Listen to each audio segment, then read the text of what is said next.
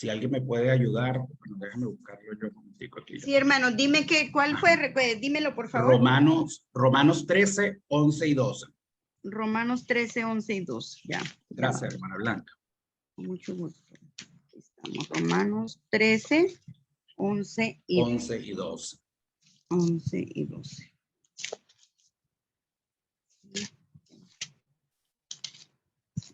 Si quieren, lo leo. Por favor. Léelo, hermana. Si Gracias. quieren. Ya yo lo tengo acá. Pero... Y haced esto conociendo el tiempo, que ya es hora de despertarnos del sueño, porque ahora la salvación está más cercana de nosotros que cuando creímos. La noche está muy avanzada y el día está cerca. Despojémonos pues de las obras de las tinieblas y vistámonos con las armas de la luz. Amén. Gracias, hermana. Entonces, el tiempo es algo fundamental para nuestras vidas. Por eso es que es algo muy importante para nosotros usarla de una manera sabia. La mayoría de las personas, por no decir todos, tienden a programar su tiempo, ¿verdad? Para que poderlo usar de la mejor manera posible. Para poderlo usar de la mejor manera posible. ¿Y eso por qué? Porque el tiempo es muy valioso, porque sabemos que es un recurso que no se recupera. Una vez que se consume, una vez que pasa el tiempo, ya no hay vuelta atrás. Ese espacio de tiempo ya no se puede recuperar. Por eso es que todos intentamos hacer lo mejor que nosotros podamos para programar nuestro tiempo de la mejor manera. Nosotros programamos nuestra mañana, por lo menos a qué hora nos vamos a despertar, a qué hora vamos a ir a trabajar o a qué hora van a ir a estudiar los jóvenes, cómo vamos a distribuir nuestras actividades durante todo el día, ¿ok? Para eso, incluso hay personas que hasta programan a la hora que deben ir a dormir, ¿ok? Para eso nosotros tenemos que conocer cuáles son esas actividades, qué es lo que esperamos nosotros en el futuro para nosotros poder saber cómo programar ese tiempo, porque si yo no conozco lo que va a suceder mañana, por lo menos yo no puedo programar todo mi día de mañana para saber, primero hago esto, después esto, después esto, después esto, ¿ok? Entonces, ahora, eso es mi programa personal, esa es como una persona programa su tiempo a nivel personal. Ahora, ¿podemos nosotros programar nuestro tiempo a nivel espiritual? Sí, pero para nosotros programar nuestro tiempo a nivel espiritual, nosotros necesitamos conocer qué va a suceder en el futuro, porque si no sabemos cómo es el futuro, pues no tenemos cómo programarlo. Y eso lo podemos nosotros ver a través de las profecías. Con las profecías, el Señor nos ha revelado a través de su palabra y mediante sus profetas qué es lo que va a suceder a través del tiempo. Ahora, ¿por qué es importante para que nosotros programemos nuestro tiempo espiritualmente hablando, ¿no? Porque nosotros tenemos que saber dónde estamos parados y cuánto tiempo tenemos para saber cómo organizar ese tiempo. Ya que sabemos que el tiempo que nosotros no usemos, que no aprovechemos, ese tiempo se va a perder. ¿Ok? Ahora, nosotros hemos visto a través de la profecía que hay muchas señales. Y esas señales, hay algunas que ya se han revelado, ya han sucedido, y otras que todavía no. Eso en el ámbito religioso, en el ámbito político, en el ámbito social, económico, incluso en eventos naturales. La Biblia nos ha ido revelando poco a poco cómo van a ir sucediendo diferentes eventos durante el tiempo. Hay algunos que se han dado, otros que no. Ahora, una de las señales importantes que nos habla la profecía, que nos habla de la palabra de Dios, es la predicación del evangelio. Y esta es muy importante porque esta palabra, la palabra de Dios, nos trae a nosotros conocimiento.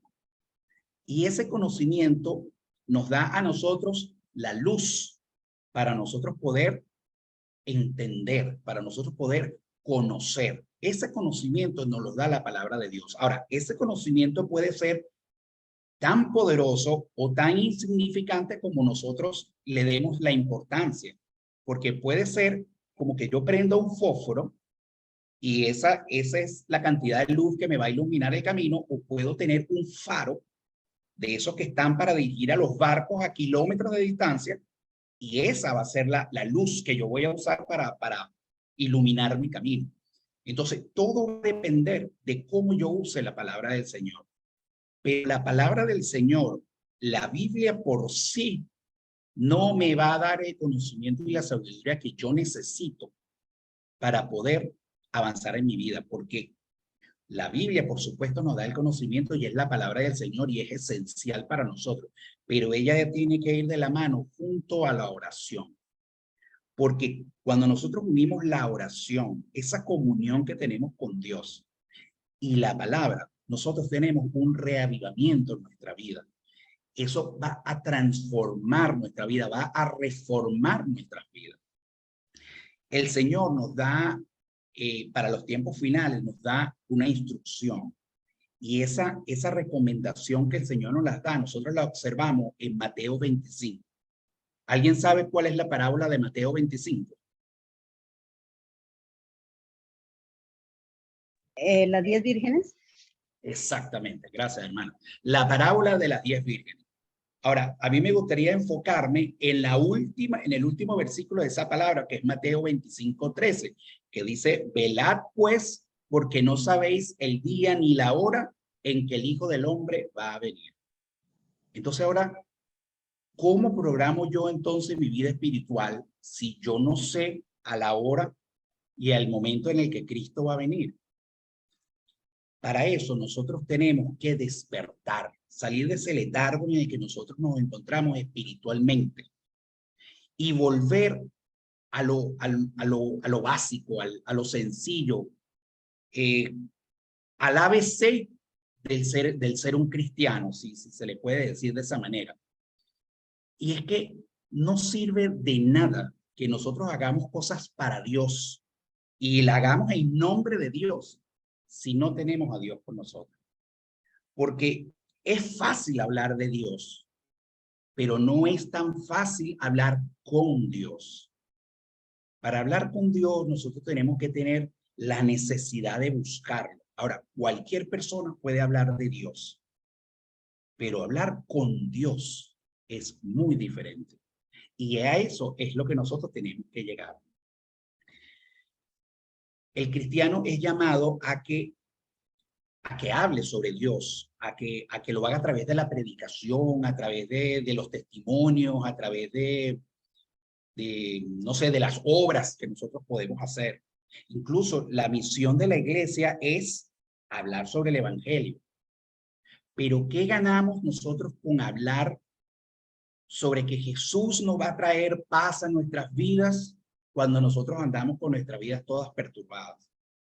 Hablamos de que Jesús es amor, pero nosotros rechazamos a nuestros hermanos o a las personas, a nuestros semejantes, o no las aceptamos. Hablamos de que Cristo es felicidad para nuestras vidas, pero nosotros andamos como amargados todo el tiempo. Entonces, no podemos, tenemos que ser cónsonos con lo que nosotros vamos a proyectar, con lo que nosotros vamos a decir. Nosotros debemos despertarnos de ese sueño, de ese letargo que nosotros tenemos y tener ese reavivamiento que solamente nos lo va a ofrecer la palabra de Dios. Ahora, para eso tenemos que aprovechar al máximo el tiempo que Dios nos da. Ahora, ¿qué es lo que sucede? En el cielo, por ejemplo, el tiempo es infinito, no tiene límite, no tiene proporción el tiempo, pero aquí en la tierra, en este mundo donde nosotros vivimos, el tiempo es finito, tiene un límite, el tiempo se va a terminar. Ahora, ¿qué pasa? Que nosotros estamos siendo probados es en este mundo, estamos siendo evaluados es en este mundo. Y nosotros estamos trabajando en nuestra salvación es en este mundo. Entonces, tenemos un tiempo definido para nosotros poder hacer todo lo que debemos hacer para poder obtener y alcanzar nuestra salvación. Esa reforma que nosotros debemos vivir en Cristo, que nosotros debemos tener en Cristo, es una reforma que tiene que venir desde adentro hacia afuera, no puede venir al revés. Yo no puedo fijarme en lo que hace el pastor, en lo que hace el hermano o la hermana, en lo que hace fulanito o fulanita. Yo necesito que esa reforma interna, esa transformación de mi vida venga desde adentro y sea proyectada hacia afuera, para que entonces yo pueda hacer testimonio, para que yo pueda obrar a través de las obras, porque las obras nacen del corazón. Entonces, ¿qué es lo que tengo que cambiar yo? Mi mente.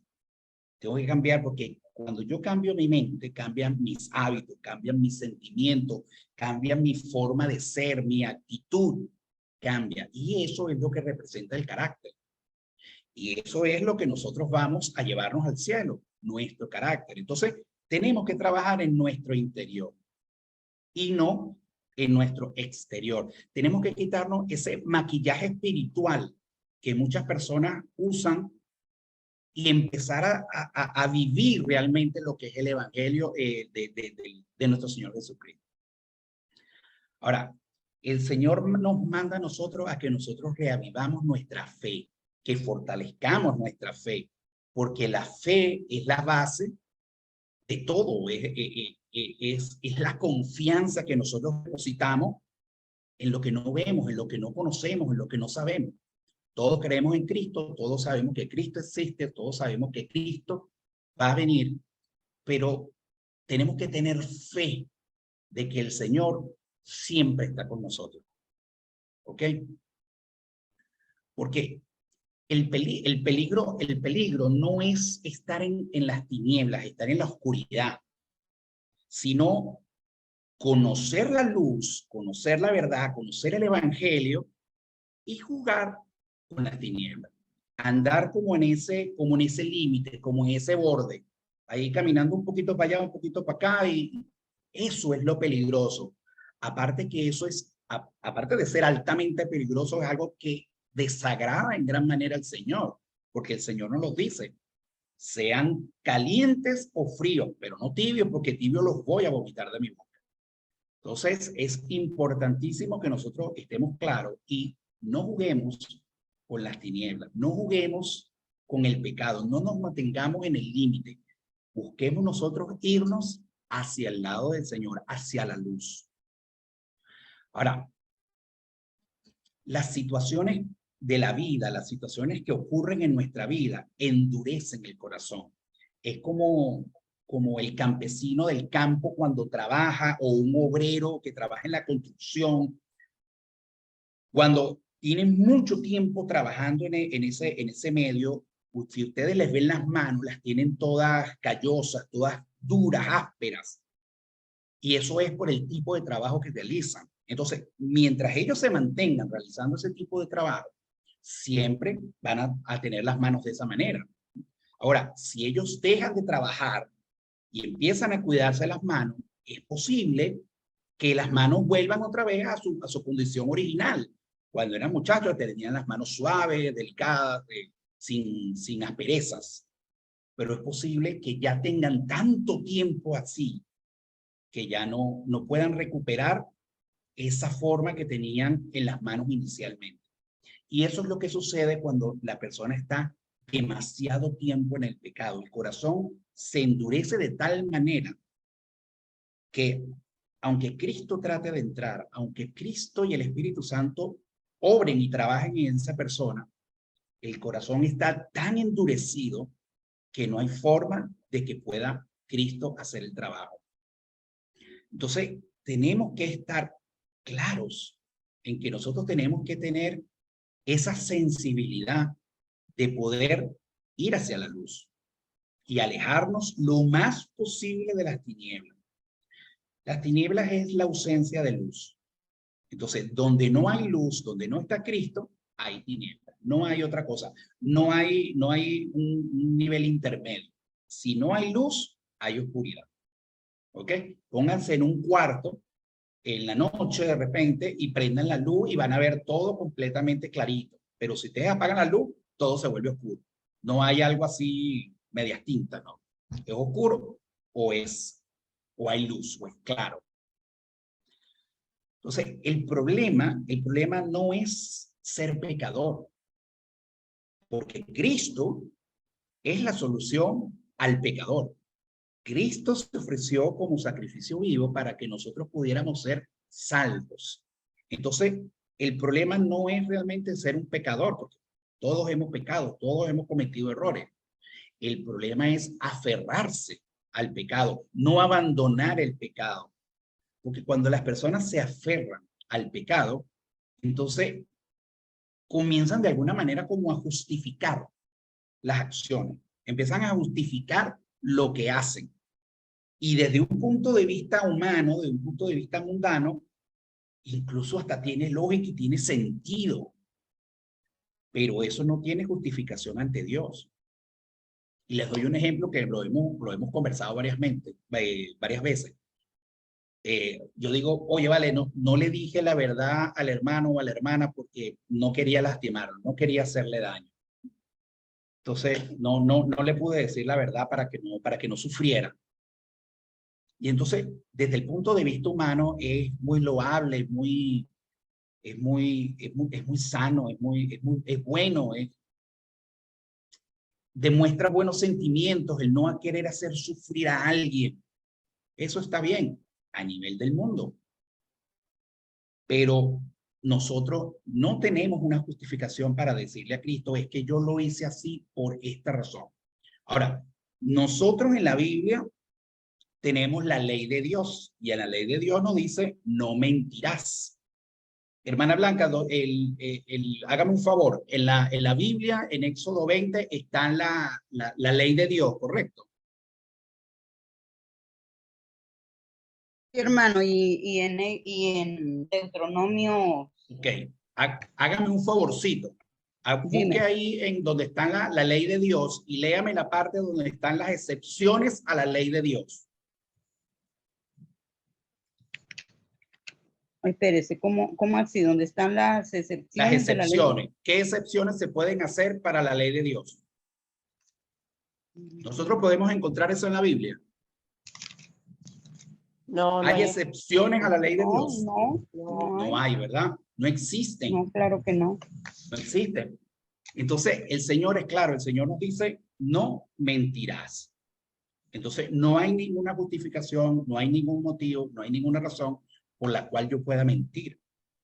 Yo tengo que decir la verdad. De hecho, el Señor me dice, la verdad os hará libre.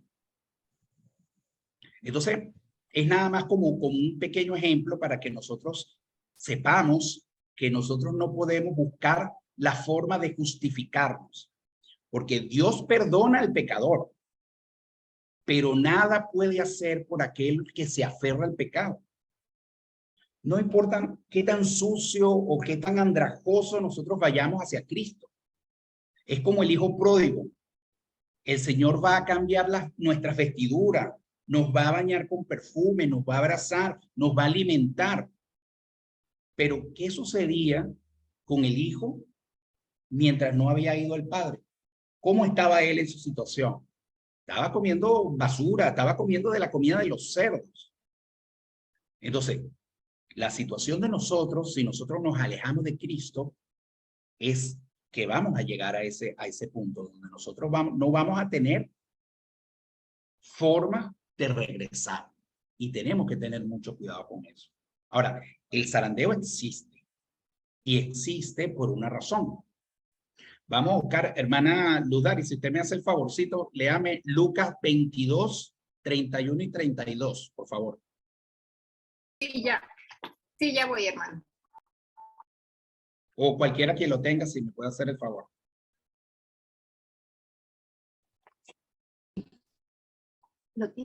Dice, dijo también el Señor, Simón, Simón, he aquí Satanás os ha pedido para zarandearos como a trigo, pero yo he rogado por ti que tu fe no falte, y tú, una vez vuelto, confirma a tus hermanos.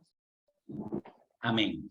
Entonces el Señor le dijo a Pedro que Satanás lo había pedido para zarandearlo. ¿Ok? Pero ¿qué le dijo Cristo? Yo he rogado por ti para que tu fe no te falle. No le dijo que lo iba a librar. Él le advirtió que Satanás lo iba a zarandear, pero en ningún momento le dijo que lo iba a librar de ese zarandeo, sino que le dijo que iba a rogar para que su fe no falle. Ahora, ¿qué quiere decir esto? Que todos debemos pasar por ese proceso de zarandeo. Todos vamos a ser probados. El zarandeo no es más que una prueba. ¿A quién zarandea el Señor? A su pueblo. El Señor no va a zarandear a la persona que ya está en el mundo. Va a zarandear a su pueblo. Porque dentro del pueblo dice que hay trigo y hay cizaña. Entonces, el zarandeo lo que hace es seleccionar al trigo y deja al verdadero pueblo de Dios ahí. Para eso, el Señor lo que hace es probar nuestra fe. Y nuestra fe, si no está bien cimentada, si no está bien firme, en cualquier tribulación que nosotros podamos tener, vamos a flaquear y nos vamos a ir. Y no significa que nosotros no podamos caer, que no podamos fallar. Lo importante es no quedarnos en el piso, no quedarnos tirados, sino levantarnos, porque tenemos que tener fe y confianza en que Cristo camina al lado de nosotros. Cristo camina con nosotros. Puede que el Señor esté en silencio, puede que el Señor sintamos que no está junto a nosotros, que no está con nosotros, pero lo que sí tenemos que tener claro y seguro es que Él está ahí. Así nosotros no lo sintamos, así nosotros no lo escuchemos, ahí está Dios y nuestra fe está siendo probada. Entonces, si yo me caigo, lo que tengo que hacer es levantarme nuevamente, porque la victoria de Satanás no está en hacernos pecar, sino en hacernos aferrar al pecado. Porque como ya les dije, cuando nosotros pecamos, tenemos a Cristo para que a través de su sangre y su sacrificio nosotros podamos llegar a ser salvos, podamos ser perdonados. Pero si yo me aferro al pecado, si yo quiero vivir en pecado, Cristo no puede hacer nada por mí, porque es mi decisión. Entonces la victoria de Satanás está cuando él consigue que yo me aferre al pecado. Pues si yo me aferro al pecado, me separo de Cristo. Yo no puedo estar en la oscuridad si estoy con la luz. Si yo estoy con la luz, no hay oscuridad al lado mío. Entonces, cuando yo me alejo de la oscuridad, cuando apago esa luz, entro en tinieblas. Y eso es lo que tenemos que tener mucho cuidado nosotros. Ahora, nosotros vamos a tener un premio. Vamos a tener un premio grande, importante, cuando nosotros logremos la salvación. Ese premio que el Señor nos ofrece es una corona de victoria cuando nosotros entremos en el cielo. ¿Ok? Pero es como los deportistas. Ustedes ven por lo menos no sé, un jugador de tenis, un partido de tenis. Están los jugadores jugando y dándole para allá y tirando la pelota para acá y corriendo y saltando y no sé cuánto. Y al final uno de ellos va a ganar. Y el que gana lo recompensan con un trofeo, con una medalla. ¿Ok? Eso es lo que hace el Señor con nosotros. Pero yo no he visto que llegue la persona con la medalla y le ponga la medalla y el trofeo al jugador de tenis antes de que se dé el partido. Él tiene que jugar el partido y tiene que ganar. Lo mismo sucede con nosotros. Cristo nos ofrece a nosotros y nos dice que va a haber un premio, que va a haber una corona, que vamos a tener vida eterna, que no vamos a tener sufrimiento, y nos da todas las ventajas y beneficios y bendiciones que nosotros vamos a tener si ganamos. Pero ¿qué necesitamos hacer nosotros para ganar? Cargar nuestra cruz, ir paso a paso, viviendo nuestra vida, transitando todas las tribulaciones y problemas que podamos tener, afirmados en la fe, porque la fe es lo único que nos hace a nosotros levantarnos nuevamente. Ahora, ¿quién produce este zarandeo? Según lo que nosotros leímos en Lucas, pareciera que es Satanás el que produce el zarandeo. Y sí, Satanás produce un zarandeo, y ese zarandeo es con maldad. Caso de lo que le pasó a Job. Ese zarandeo fue horrible, todo lo que le hizo a Job. Pero también hay un zarandeo divino. El Señor también prueba la fe en sus hijos. Ahora, ¿cómo lo prueba? Un ejemplo, por lo menos, vemos el caso del joven rico. Cuando él se acerca al Señor y le dice, maestro bueno, ¿qué debo hacer yo para tener la vida eterna? Y entonces el Señor lo prueba y le dice, ¿por qué me dices bueno? Bueno es solo Dios. Entonces ahí lo está probando. ¿Me estás llamando Dios? ¿Me estás reconociendo como Dios? o soy solo maestro? Después le dice, tienes que guardar los mandamientos. Le da varios mandamientos. Y él dice, con todo el orgullo, él le dice, yo los he guardado todos desde joven. No tengo problemas. Entonces el Señor le dice, entonces,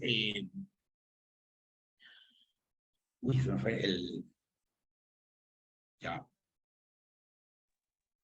Que vendiera todo lo que tenía y que se lo diera a los Eso, pobres. gracias, hermano. Gracias, se me fue completamente. El Señor le dice, entonces una cosa más tienes que hacer, vende todo lo que tienes y entrégalo a los pobres y sígueme. Ahora, ¿qué le estaba queriendo realmente decir el Señor con eso? ¿Que tenía que ser pobre para poder obtener la salvación? No. El Señor lo que le decía era que él tenía que poner a Dios antes que las riquezas del mundo. Pero, ¿qué pasó con ese zarandeo? Porque lo que le hizo el Señor con él fue un zarandeo. ¿Y qué pasó con él? Él flaqueó, él cayó. Para él fue más importante sus riquezas que el seguir a Cristo. Entonces, eso es lo que nosotros tenemos que ver y lo que tenemos que estar pendientes en nuestra vida, porque hay muchas personas que obviamente se van a perder por su defecto, pero también hay muchos que se van a perder por virtudes que tienen, porque ellos consideran que tienen virtudes y esas virtudes los pueden hacer flaquear de tal manera que se alejan de Cristo y no logran la salvación. Les voy a dar un ejemplo, algo que yo les he comentado varias veces, es que yo personalmente creo que es algo positivo en mí, algo que es una virtud, es que yo no tengo ese sentimiento de venganza. Yo, no importa lo que me hagan o lo que me digan, yo no siento la necesidad, nunca la he sentido y espero no sentirla nunca, la necesidad de vengarme de alguien. Eso no significa que yo no me enoje, sí, me enojo y me he enojado mucho, pero yo no siento la necesidad de hacerle algo a esa persona como revancha para generarle algún mal o algo que le haga daño. No, nunca. Ahora, eso creo que es algo positivo en mí, algo bueno, eso es una virtud, pero esa virtud me va a lograr ganar el cielo. No, es algo positivo que tengo, pero si yo me enfrasco en que eso es lo más importante de mí y que eso es lo mío y yo hago de ver de eso algo bueno, pues entonces me vanagloreo tanto de eso que pierdo de vista que Cristo es realmente quien me salva, que Cristo es la única vía y el único camino que yo tengo para lograr obtener la salvación. Ahora, hay un zarandeo que es personal y hay zarandeos que son colectivos. El zarandeo personal es ese zarandeo que nosotros vivimos día a día, que tenemos nuestros problemas, nuestras vicisitudes, nuestras angustias, problemas, esto, lo otro, aquello que nos haya pasado, cualquier cosa. Eso es lo que nosotros podemos ver como un zarandeo personal. Ahora, hay zarandeos colectivos que suceden, por lo menos en la iglesia. En muchas situaciones hemos visto como hay situaciones en la iglesia que ocurren cosas que hay gente que se va, que se molesta, que no les gusta, que se retiran de la iglesia y no vuelven más. Y entonces se va como filtrando el verdadero pueblo de Dios, el verdadero pueblo que tiene la fe cimentada en Cristo. Entonces, en esos momentos podemos ver quién realmente tiene una fe verdadera y quién tenía problemas con en la confianza con Cristo. Ahora, uno de los grandes zarandeos colectivos que va a existir en la historia es lo que nos mencionan las profecías. Ahora, ¿quién me puede decir cuál va a ser ese gran zarandeo colectivo a la iglesia de Cristo en el futuro? ¿Qué creen ustedes que puede ser? Bueno, una es la ley dominical, porque ahí es donde muchos vamos a tomar decisiones. Amén, amén, exactamente. Esa es la que yo tenía en la mente, hermano. La ley dominical. La ley dominical es algo que va a ser el gran zarandeo al pueblo de Dios, al pueblo verdadero de Dios. Quien no esté completamente fuerte en la fe, va a sucumbir hacia la ley dominical, porque esa ley se va a confeccionar de tal manera que tú no vas a poder trabajar, no vas a poder generar dinero, no vas a poder comer, no vas a poder hacer muchas cosas si tú no guardas el domingo. Y el problema no va a ser guardar el domingo, porque los que guardamos el sábado podríamos guardar también el domingo. Todo día es bendito en el nombre del Señor. El asunto es que te van a obligar a trabajar los sábados. Ahí es donde nosotros vamos a ser probados. Porque si tú no trabajas el sábado, entonces tú no puedes comprar comida, tú no puedes, te van a botar del trabajo, no te van a dar esto, no te van a permitir lo otro, nos van a empezar a perseguir. La profecía dice que van a empezar a perseguir al pueblo de Dios. O sea, van a ocurrir tantas cosas que quien no tenga la fe bien fuerte en ese momento, ese zarandeo lo va a tumbar. Entonces, ¿cómo podemos nosotros estar firmes en la fe? A través de la oración y de la palabra de Dios. Son los mecanismos para nosotros poder tener nuestra fe activa, para generar ese reavivamiento que nosotros debemos tener en nuestra vida. Nosotros no podemos solos. Y algo importantísimo que tenemos que entender es que el zarandeo es un trabajo divino. No es un trabajo del hombre, no es responsabilidad del hombre encargarse de hacer un zarandeo para ver quién está fuerte o no en la fe. Eso es un trabajo divino, porque incluso el zarandeo que hace Satanás tiene que ser autorizado por Cristo. No hay nada que suceda en esta tierra que no esté bajo el conocimiento y el dominio del Señor. Todo tiene el permiso del Señor. El Señor está en conocimiento de todo. Entonces, si algo sucede en nuestras vidas, nosotros tenemos que saber que el Señor lo permitió. Ahora, ¿por qué el Señor permite que eso suceda? Cuando algo sucede en mi vida, ¿por qué el Señor trabaja en nosotros?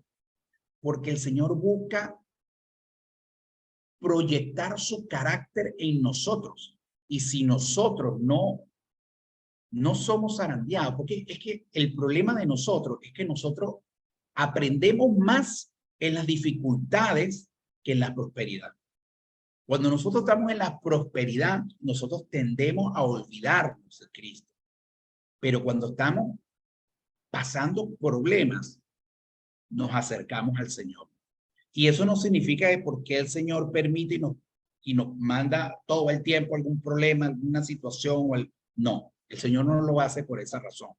Sencillamente permite situaciones para que nosotros podamos fortalecer nuestro carácter, porque es nuestro carácter lo que nos identifica a nosotros, es nuestra esencia.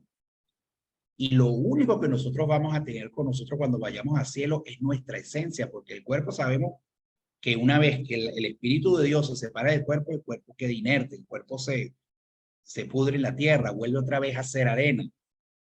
Pero en cambio, el Espíritu de Dios vuelve a nosotros una vez que Cristo vuelva a la tierra a buscarnos. Y ahí es que dice la profecía que vamos a ser transformados con un cuerpo nuevo. Ahora, ¿cómo va a ser ese cuerpo? No lo sé, pero sí sé que nosotros vamos a ser transformados. Y esa transformación que va a hacer el Señor en nosotros va a terminar de perfeccionar lo poco que falte de nuestro carácter para nosotros ser dignos de entrar al reino de los cielos. El cielo no va a estar lleno de personas perfectas, sino que va a estar lleno de personas que fueron imperfectas, pero que reconocieron su debilidad. Y entonces aceptaron en esa debilidad, en ese reconocimiento, aceptaron a Cristo en su corazón y dejaron que Él trabajara para que pudiéramos cambiar. Entonces, tenemos que poner nuestra fe en Jesucristo y no fijarnos en el pastor, en el anciano de iglesia, en el hermano, en la hermana, en fulanito, en fulanita. No, tenemos que fijarnos en Cristo. Y cada vez que nosotros vayamos a hacer algo, es preguntarnos qué piensa Cristo de esto, cómo lo ve Cristo, Porque si yo miro mi vida a través de los ojos de Cristo, yo voy a ver mi vida de otra manera completamente diferente, como si yo la veo desde los ojos humanos, desde mi perspectiva. Desde mi perspectiva, yo no tengo la misma percepción que puede tener otra persona en la misma circunstancia. Para mí puede ser algo de una manera y la otra persona ve en la misma situación, pero lo ve hacerlo de otra manera. Y las dos maneras ante el mundo pueden ser perfectas, puede estar bien. Pero ¿qué piensa Cristo? Esa es nuestra pregunta. Si Cristo está bien y está conforme a la ley de Dios, entonces puedo seguir adelante. Pero si yo consigo algún tropiezo, algo se tropieza con la ley del Señor, yo no puedo seguir. Porque cierto es que la ley de Dios no me va a hacer salvo. Salvo me hace Cristo. Pero la ley me dice a mí cómo debo vivir. La ley me acerca a Cristo. Si yo no vivo como me indica la ley, ¿cómo puedo yo acercarme a Cristo? Entonces, vamos a reavivar nuestra fe, vamos a salirnos de ese letargo espiritual en el que nosotros nos encontramos o en el que muchas personas se pueden encontrar y vamos a reavivar nuestra fe, vamos a fortalecer la confianza que tenemos en el Señor y no le tengamos miedo al zarandeo porque es necesario. Agradezcamos al Señor cuando llegue alguna situación a nuestra vida porque eso significa que el Señor está trabajando en nosotros. Y si el Señor está trabajando en nosotros es porque el Señor nos está volteando a ver. Malo es que nada pase con nosotros y que nosotros no sintamos la presencia del Señor cerca de nosotros. Eso sí debe preocuparnos. Entonces, bueno, vamos a estar firmes. Como dice Primera de Corintios 10:12. El que piensa estar firme, mire que no caiga. Que sea para la honra y gloria del Señor. Amén.